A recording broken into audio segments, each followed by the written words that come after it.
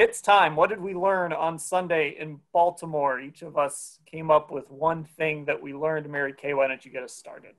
I think one of the biggest takeaways for me in this game was the fact that you can have all the talent in the world, and they still do. I mean, we look out there and we just see all this talent, all these big name players: Miles, Jarvis, Odell, Nick, Kareem, Baker, Jack. I mean, they're all out there.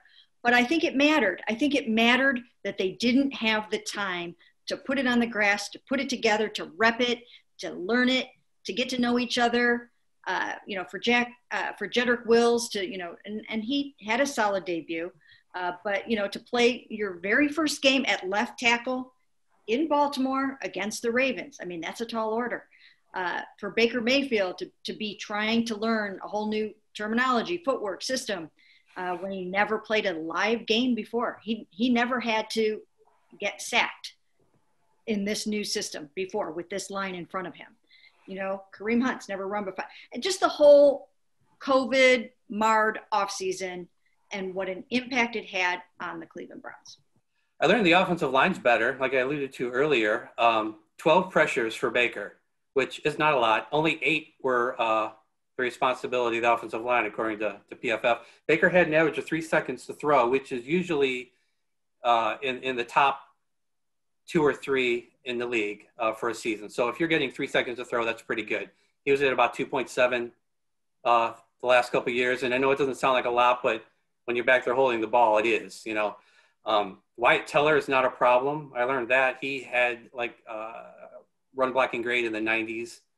And Jedrick Wills, like Mary Kay said, he was adequate. He was like 60s across the board as far as grades go, but he had 3 pressures, 1 sack, but it wasn't a case of you didn't watch that game and think Jedrick Wills was a problem. You thought, all right, he's a rookie and that was his first game, and it really wasn't that bad. So going into this Bengals game, I think you have to feel pretty good about the offensive line.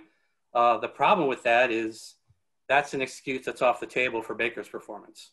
I guess for me, what I learned is something I'm concerned about, and it's still the back end of that defense. I'm still just a little freaked out by the back end of that defense, and I know there's injuries. I know there's guys that aren't there that are supposed to be there, but, I keep coming back to, okay, yeah, but we're talking about Kevin Johnson, and, we're talking about a guy like Greedy Williams who's supposed to be a starter, but we still don't exactly know what he is. Maybe Terrence Mitchell is a better option there.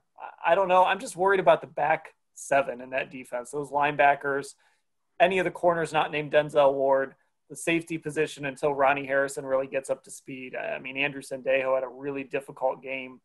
Carl Joseph, I think, kind of rewatching it looked to me like Carl Joseph was maybe the guy who was supposed to cover the tight end on that first touchdown. I don't know for sure. But it was just PFF thought. Yeah, with that. That's kind of what it looked like. It was just a difficult day for an area of the team that I was already concerned about. So I guess what I learned is maybe my concerns were well-founded. We'll see over the next few weeks how this all goes, if they get better and play better. But I'm still a little concerned about that area.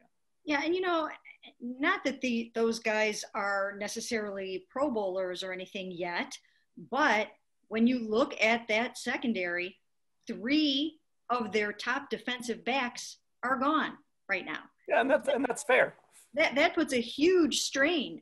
I mean, if you took, Marcus Peters and Marlon Humphrey and Chuck Clark out of the Baltimore secondary, it's a different ball game. Baker Mayfield probably has 120 yards. You never know.